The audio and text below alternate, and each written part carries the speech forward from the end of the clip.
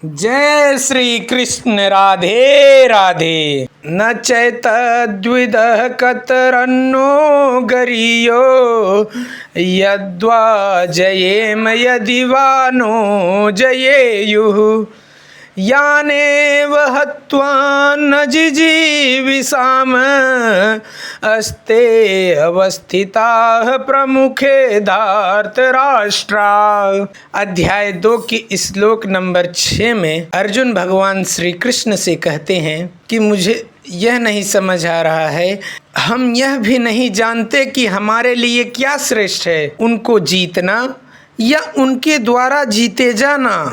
यदि हम धृतराष्ट्र के पुत्रों का वध कर देते हैं तो हमें जीवित रहने की आवश्यकता नहीं है, फिर भी वे युद्ध भूमि में हमारे समक्ष खड़े हैं।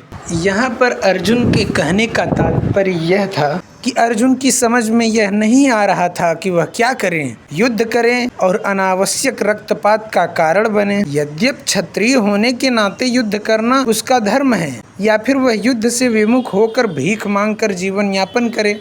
यदि वह शत्रु को जीतता नहीं तो जीविका का एकमात्र साधन भिक्षा ही रह जाता है, फिर जीत भी तो निश्चित नहीं है। यदि उसकी विजय हो भी जाए क्योंकि उसके पक्ष में न्याय है, तो भी यदि धृतराष्ट्र के पुत्र मरते हैं तो उनके बिना रह पाना अत्यंत कठिन हो जाएगा। उस दशा में यह उसकी दूसरे प्रकार की हार होगी। अर्जुन द्वारा व्यक्त इस प्रकार के विचार सिद्ध करते हैं कि वह न केवल भगवान का महान भक्त था, अपितु वह अत्यधिक प्रबुद्ध और अपने मन तथा इंद्रियों पर पूर्ण नियंत्रण रखने वाला था।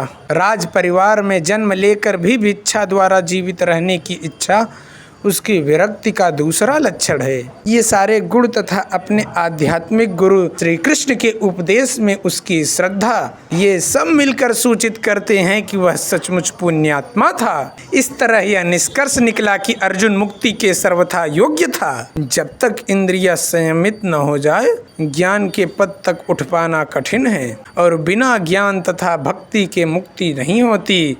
अर्जुन अपने भौतिक गुणों के अतिरिक्त इन समस्त दैवी गुणों में भी दक्ष था। जय श्री कृष्ण राधे राधे।